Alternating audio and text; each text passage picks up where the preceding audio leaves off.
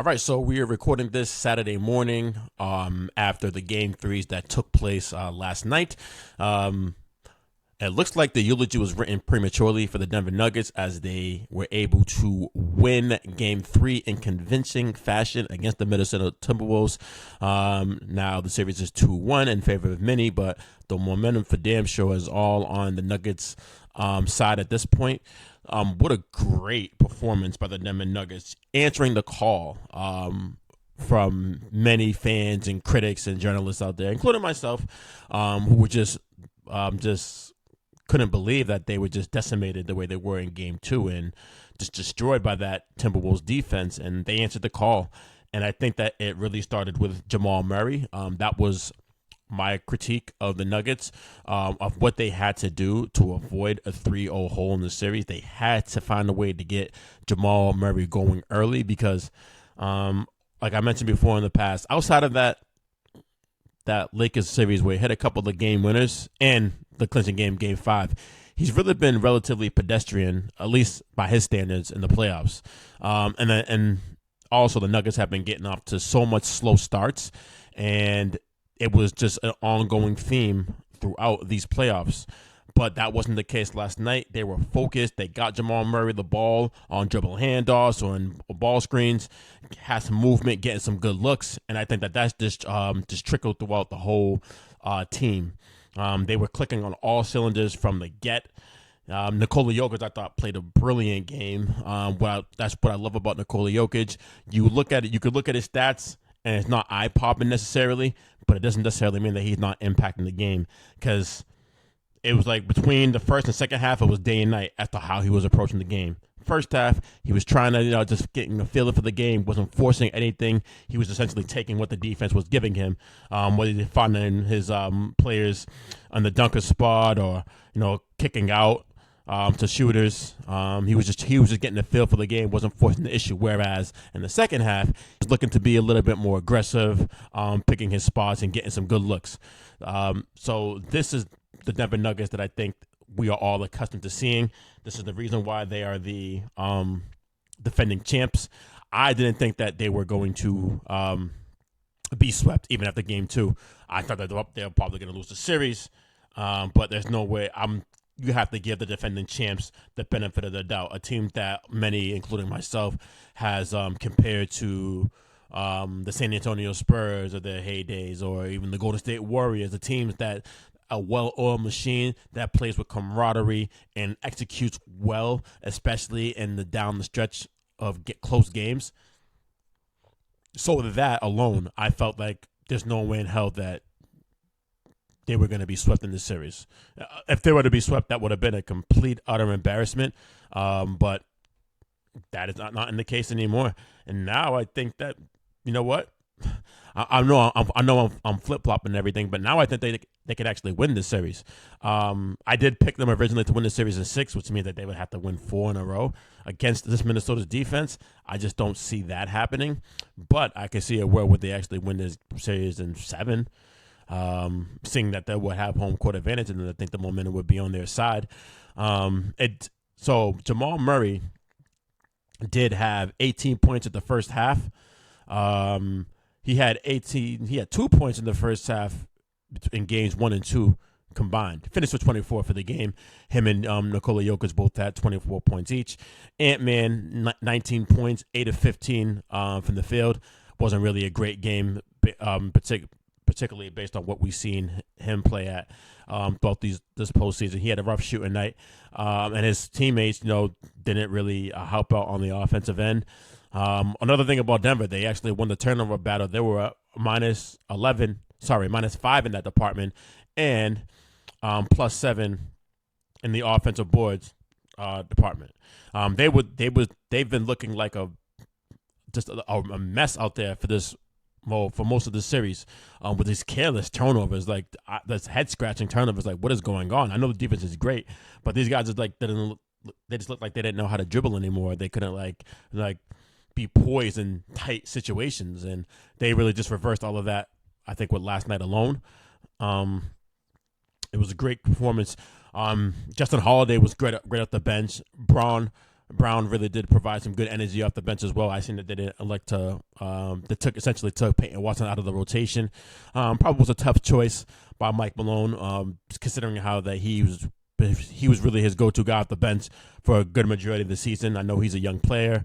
He's going to have some ups and downs, but at this moment in the series, being down 0-2, it's probably a good choice to go with like the more experienced option and Justin Holiday, and that paid dividends. I think last night. And yeah, Aaron Gordon, he kind of picked off where he left off at in the second half, hitting some clutch threes. Michael Porter Jr. Had a bounce back game as well. This unit, that is the best starting five I think in the league. Not necessarily by talent, but in terms of execution, camaraderie, familiarity. I don't see a starting five better than the Denver Nuggets, and that was really on full display last night. The Wolves kind of came back to earth in a sense, because for some reason they were really shooting well from the field, along with playing great defense. That's been for most of the series, most of the season. For those who are casual fans of basketball, the Wolves were an excellent defensive team, the best defensive team in the league. But their offense was really up and down. They don't really have enough scoring, I think, on the perimeter to help out Ant-Man. And that was essentially what transpired last night. And now credit the Denver Nuggets for being more active with closing out on the shooters, fighting screens, communicating. They looked like the team that was more desperate in Game 3, and that should be the case if you're down 0-2. So I want to give them credit for that. But at the same time, the Wolves' lack of perimeter scoring looks like it came back to haunt them last night. We'll see if that trend continues throughout the rest of the series, but it just didn't look good for the Wolves last night. But now we have a real, I think we have a real series, even though it's not tied, and even though it's not 2-2. I think we have a real series now. So far, nobody has won in their home court. We'll see if that trend continues on Sunday, and we'll see if Jamal Murray is going to be able to duplicate this type of performance, like get this type of energy, play with this type of force, because these games are now every other day now. Whereas he had about 3 games rest between Game 2 and Game 3, and we know he had the calf strain, the light calf strain that he was dealing with. So we'll see if that's going to be a problem for him as in Game 4 on Sunday. But I don't think that it will be too much of a problem, because I'm sure he's going to get all around the clock treatment. He's not having to travel to get on a plane. They're going to stay in Minnesota for Game 4, so I think that he will be relatively fine.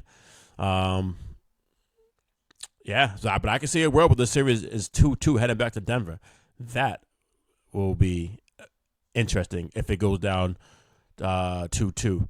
I think if it's 2-2 heading back to Denver, automatically all the pressure is shifted on to the Minnesota Timberwolves. You can say right now that the pressure is shifted onto them, but you can't deny that if they were to fall in Game 4 again and have the series move to Denver for a Game 5, and that hostile environment, high altitude, that crowd's going to be just electric and going to want to help propel their team to a 3-2 victory. So we'll see how that transpires. This Game 2 wasn't really as physical as Game 1, which I think as Game 2, and I think that really did benefit the Denver Nuggets, because you see how they was livid at some of the non-calls that transpired. I mean, they felt like, and Jamal Murray himself felt like he was getting just straight harassed by the likes of Alexander Walker and McDaniels, and you see Mike Malone coming out to defend Murray, getting in the face of the referee, not even getting ejected. Then we see, but now it kind of felt like the roles are somewhat reversed. There was some complaining going on by the Wolves, not to the extent of the Nuggets. They had a lot more composure in that department, but the frustrations was there. We seen McDaniels, it was Alexander Walker who was a little mad at there was a no call on Joker for the screen that he set, but I don't think that it was an illegal screen at all. It looked like it was just a solid screen, just a big body that Alexander Walker just happened to run into. I don't think that you should call that and that at all. It's playoff basketball. This series is interesting. I did pick the Nuggets in 6 to win originally. Not sure if it's going to happen. And 6 could be 7. But damn, this is a good series. Whoever wins this series probably is going to win the NBA championship, honestly. So that's cool. Then we had in the opening contest of NBA basketball conference semis, Game 3 between the Knicks and the Pacers, in which the Pacers win Game 3 111 to 106, and in which the Knicks now have a 2-1 series lead. This game was just it was just hard to describe this game. It was good. Wouldn't say it was a classic, but it was good and entertaining, certainly. Brunson went off. I can't say he necessarily went off. He had 26 points and took 26 shots to get his 26 points. But he did play solid down the stretch of the game. Remember, he had dealing with a bad foot, and the Pacers did a good job to elect to have Nesmith on him primarily as opposed to Nembhard. He's just had his way with Nembhard throughout this entire series thus far. Just too strong, too physical for him that he could get separation, get the look that he wants to get. Whereas against Nesmith, who has the strength to contest Brunson, it's a little bit more difficult. And then, of course, we got to factor in the fact that he is dealing with the foot injury. So that's what's going to make him work harder as well, too. DiVincenzo was just amazing from tonight. Last night, I should say. 35 points, 7-11 from the field. However, he kind of faded away in the clutch of the game. They didn't really look to get him involved. They should have looked to get him involved because the Pacers weren't really guarding him with the attention that was needed in that game, considering that he was just torching them. They weren't really closing out. They were sagging off him too much, not closing out hard enough, and he was just torching for the good majority of the game. Yeah, this series is good. Now, I did think that, Anunoby too. Anunoby was greatly missed in this series because we've seen that Josh Hart had a hard time dealing with Siakam because, Anunoby is really the primary defender for Siakam because he has the length to deal with him, whereas Josh Hart doesn't. And we've seen Josh Hart getting frustrated at the calls that were made yesterday. And I could think the fatigue kicked in for the Knicks as well because they're dealing with so many injuries. I mean, Josh Hart sat for the first time in the third quarter this entire series, which is insane. He really sat down for the first time in Game 3. They just don't have enough bodies. I mean, they do, but then again, this is Tibbs' style of kind of playing guys a little bit too much. But you see Precious Achiuwa getting more playing time and Burks filling in as well too. So they're going to have to monitor this situation as the series transpires. Halliburton did a good job, I felt like, in Game 3, being very, very aggressive because he faded away in Game 2 in the second half of Game 2. He was brilliant in Game 1.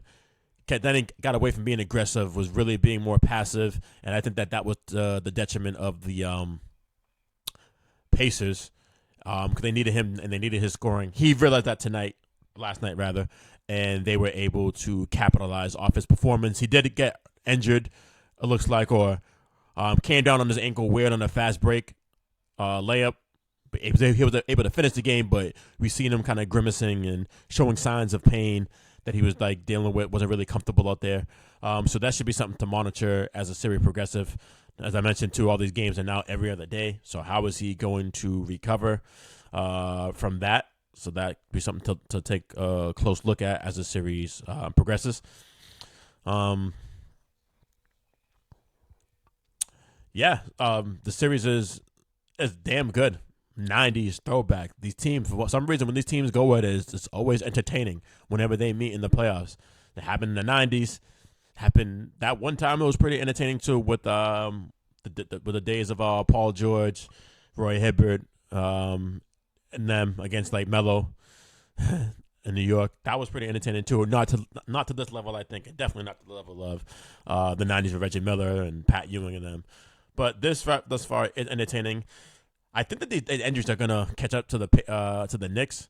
I don't know how much, and I think that they have solved. The Pacers have found something with having Nesmith as the primary defender on Brunson. Brunson's been torching them virtually all series.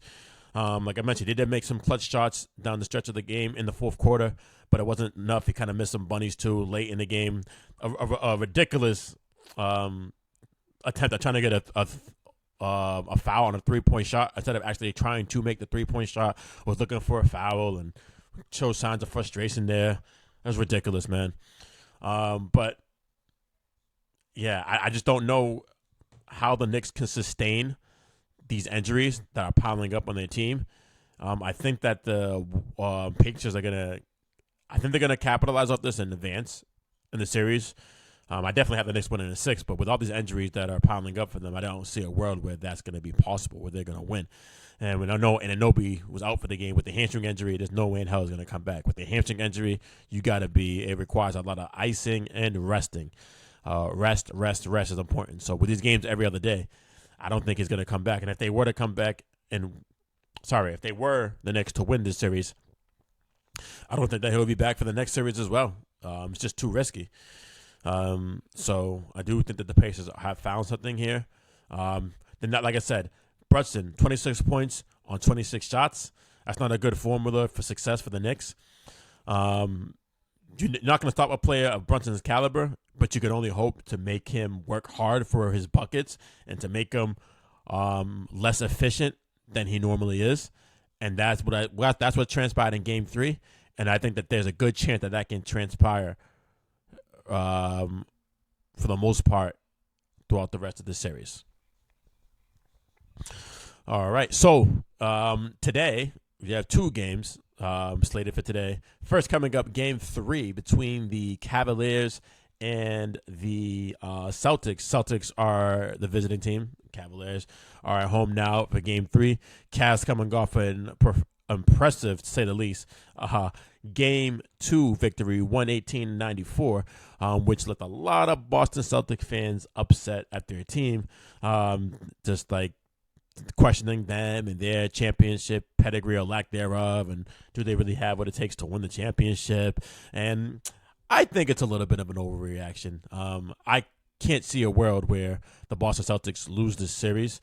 If they do, oh my goodness, it will be one of the most epic failures in Boston Celtics history, considering all the breaks that they have in the Eastern Conference with the likes of Jimmy Butler being not being available for the playoffs, Embiid being hobbled entering the playoffs, Giannis not being available for the postseason. These are top dogs in the Eastern Conference, and they're not available, and the Celtics can't capitalize off that. Then I think that there'll be some significant changes coming to the team in the offseason, probably with Mazzulla being relieved of his duties as head coach. But I don't think that's going to happen. I mean, I know that the Mitchell went off 29 points, 8 assists, 5 3-pointers made in that game. Cavs won the rebounding battle 44-31. Mobley took advantage of his size in the interior. Porzingis not being available definitely hurt them in that department. So he took advantage of that.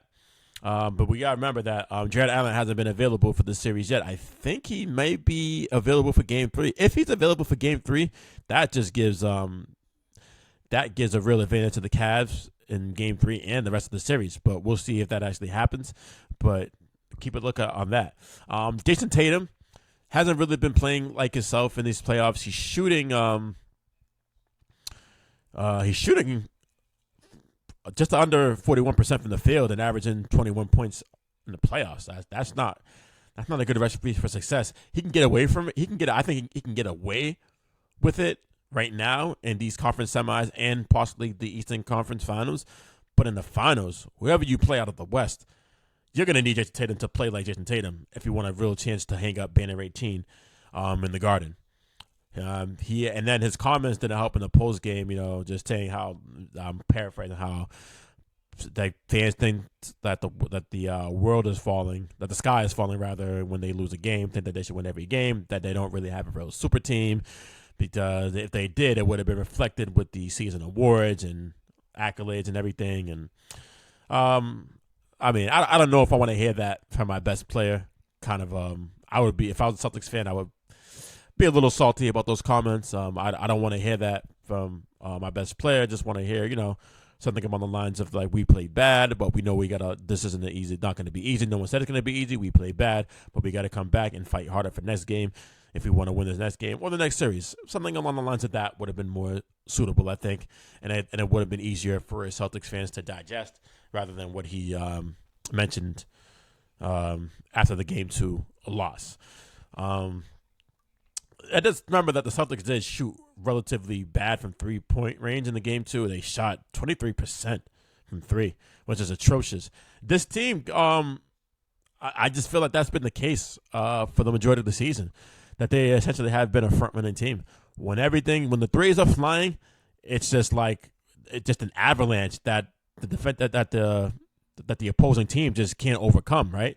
But when the threes aren't falling, then they just force the action and continue to shoot threes instead of getting easier looks at the basket, settling for mid ranges, and of course that their the lack of the turnovers that transpire in the half court and everything. I think that has come back. That was reflected in Game 2, but I can't see a world where that's going to really be reflected going out for the majority of the series going forward. I think that they are going to win this series. I picked them to win the series in 6. It could very well be 7, but I think the Boston Celtics are going to win the series. You can relax, C's fans. You can relax. The world is not coming to an end. I think they're going to live to advance to the Eastern Conference Finals. But Mitchell has been great so far. Garland stepped up in Game 2 along with LeVert. They've got some. They aren't the Miami Heat. They aren't the depleted Miami Heat that had all these deficiencies. You're going to have to bring more of an effort to beat the Cavs, which I think the C's are going to realize. And I think that I don't know if they're going to win Game 3. I can see a world where the Cavs win Game 3 after having the momentum swing in their direction at the Game 2, and they can take advantage of the home crowd that's going to be there in Cleveland. And they can just play off them and that energy that's going to be a building. And you know that the role players do play way better at home. So the likes of Strauss can go, I can see, hit 4 or 5 threes in this game, and that can swing the game in their favor. So yeah, I probably think that would go with the Cavs to win Game 3. But again, I think the Celtics are going to win this series. And in the nightcap, we have the Mavs hosting the Oklahoma City Thunder in Game 3. The Mavs won Game 2, 119-110. Luka had 29, 10, and 7. SGA 33, 12, and 8. SGA didn't really have much help outside of Jalen Williams.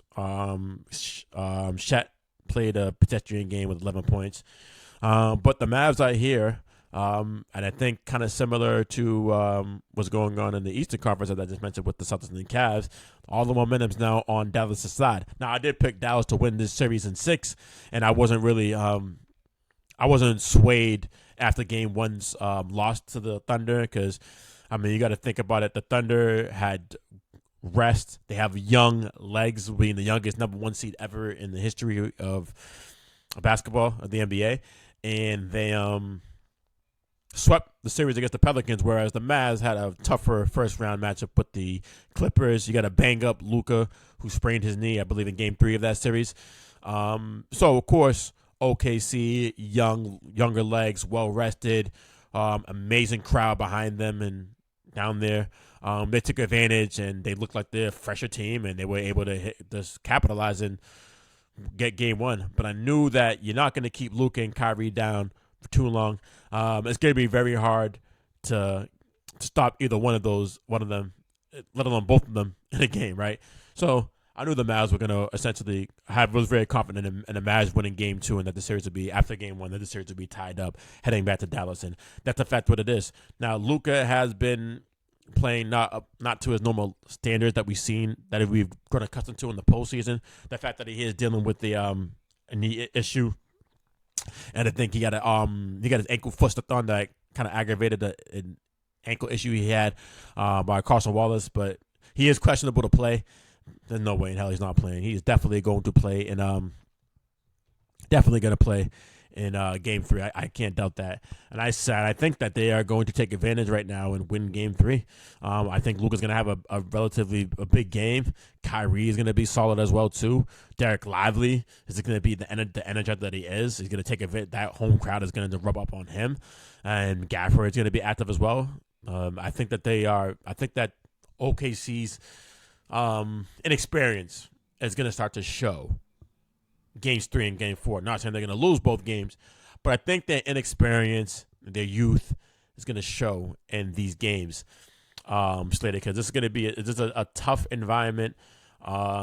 This moment, this is a pivotal Game 3, and turn will be a pivotal Game 4 for them. So I think that it's going to show. But they've been great. They got the number 1 seed for a reason. Dallas caught heat on the season after the trade deadline when they acquired Gafford and PJ Washington, and they've been rolling ever since. One of the hottest teams in the NBA. I think that that's going to roll into Game 3. I picked the Mavs like I mentioned. I picked the Mavs to win the series in 6. I'm still confident that's going to happen. That they're going to win in 6, even with the horrible Luka Doncic. Luka's just on another level. Best player in the series.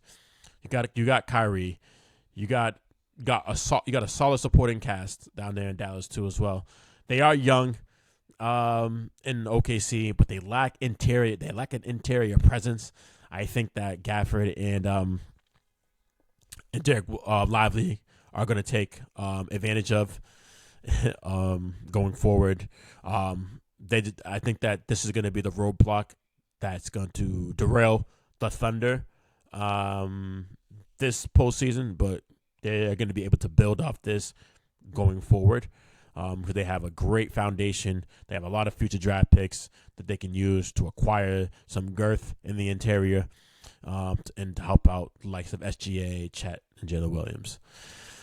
All right, so Nikola Jokic did win this week, was announced the 2023-2024 league MVP. His third time winning the award in the last 4 seasons. He joined the likes of Mike, LeBron, Magic, Bird, Wilt, Russell. I think those are the only guys have at least 3 or more season MVP awards. Well deserving in my estimation. I, however, would have went with SGA, Shai Gilgeous-Alexander.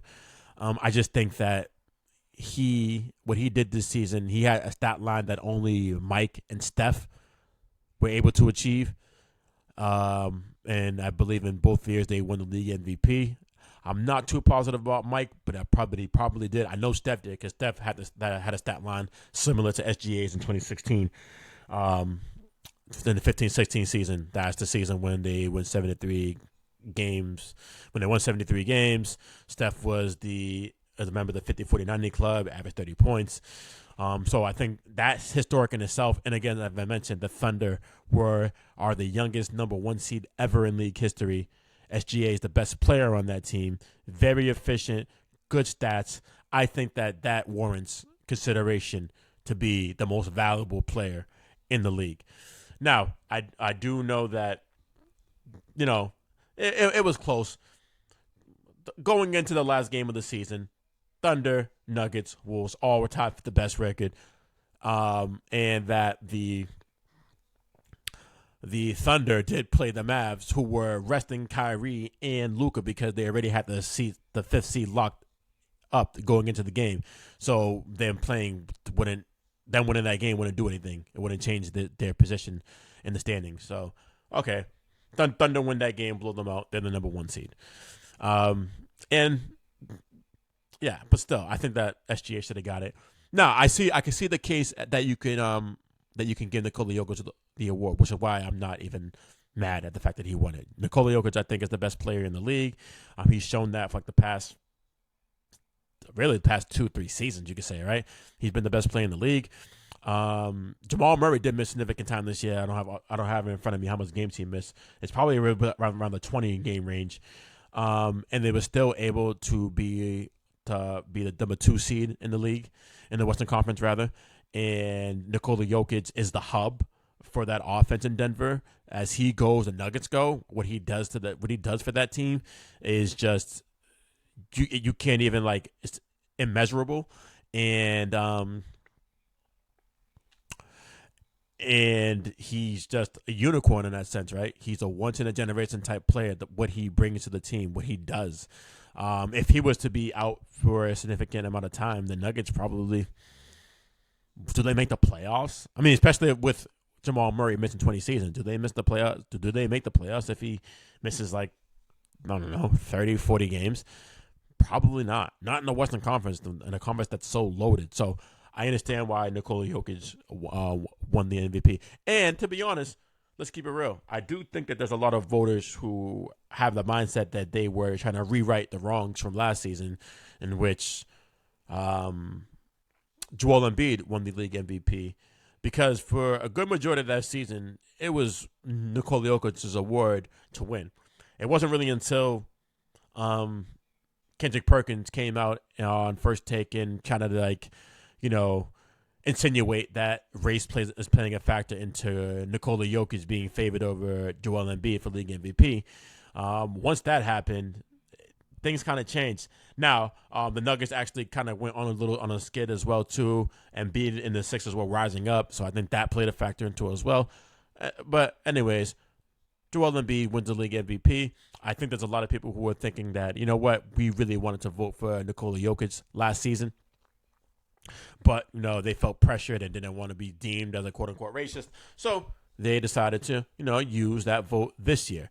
And to with SGA, I think that a lot of people don't really watch the Thunder that much because they're not really marketed. They don't have a lot of nationally televised games. Nuggets certainly do because they're the defending champions, so you see them more on ABC or TNT. We don't really see OKC games that much. I think that definitely plays a factor into it.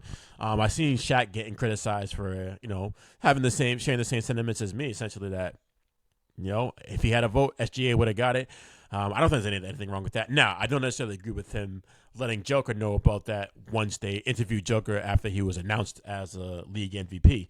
That probably could have been saved for another moment or even like towards the end of the interview, but not like right in the beginning when I think that was the first question that Shaq asked him. He started off by saying, I just want you to hear from me first that I think that SGA should have won the award, and then he proceeded with this question.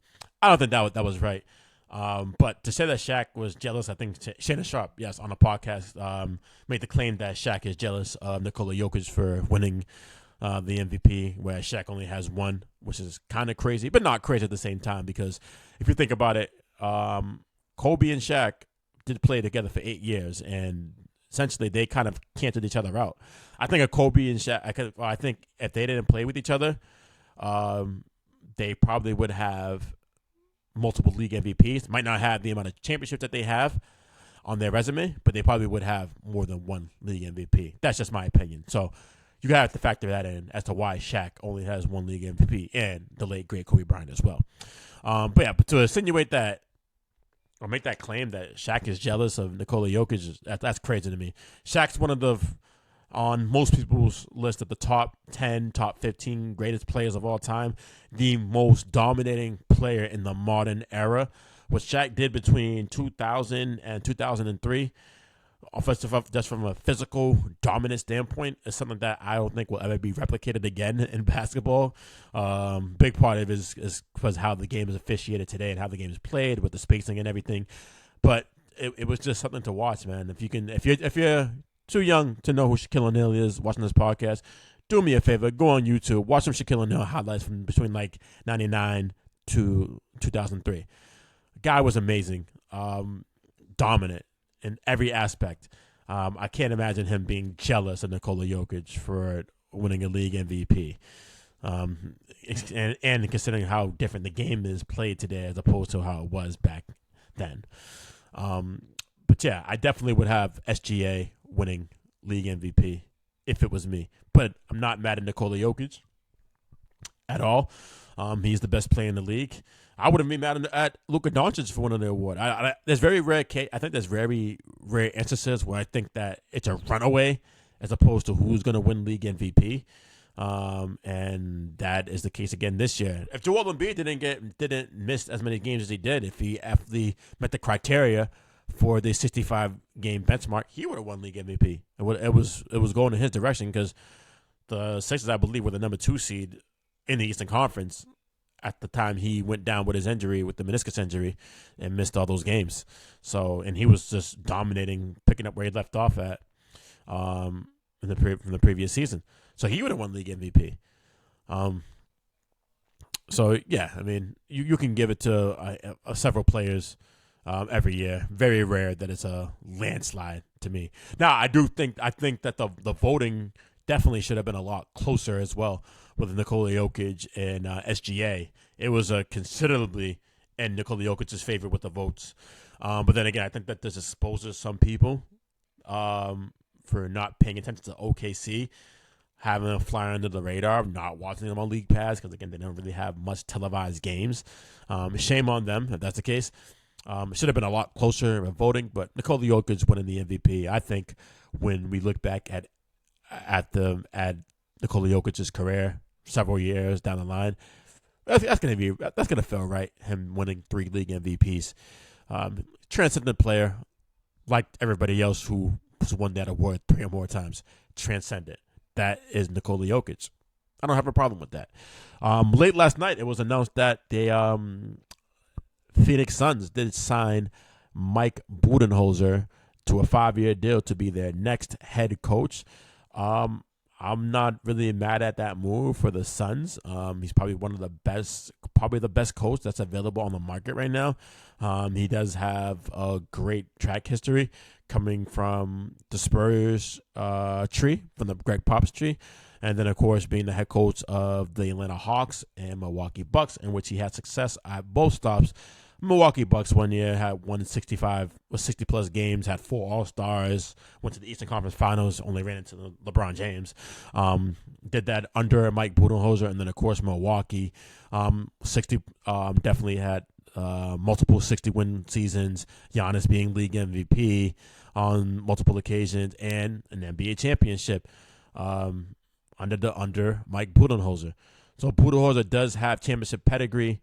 It's going to be interesting to see what they do in terms of, like, he's more offensive minded than Frank Vogel, where Frank Vogel is heavily a defensive oriented coach. But Mike Budenholzer too is a defensive coach too, but not to the extent that Frank Vogel is. So the Suns are going to have to do something to help improve that roster on the defensive end to maximize with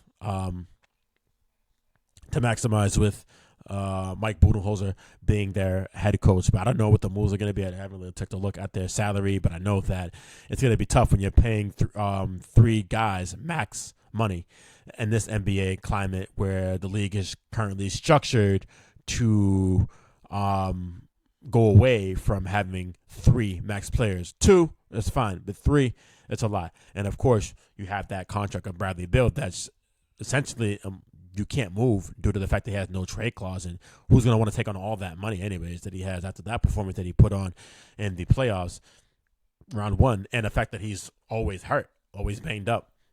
So I don't see them being able to move on from him.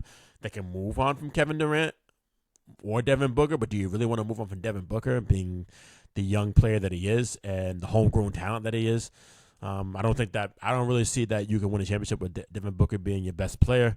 I mean, if you look at it, he really didn't really do anything significant in his career until the arrival of Chris Paul. And Chris Paul was the leader of the team, wasn't the best player, but in fact was the leader of the team.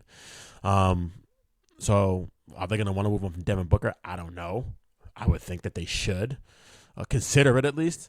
And Kevin Durant, does he want to move on again and go to another stop and continue to be perceived as a mercenary, as he currently is by many fans and journalists and analysts or whatever?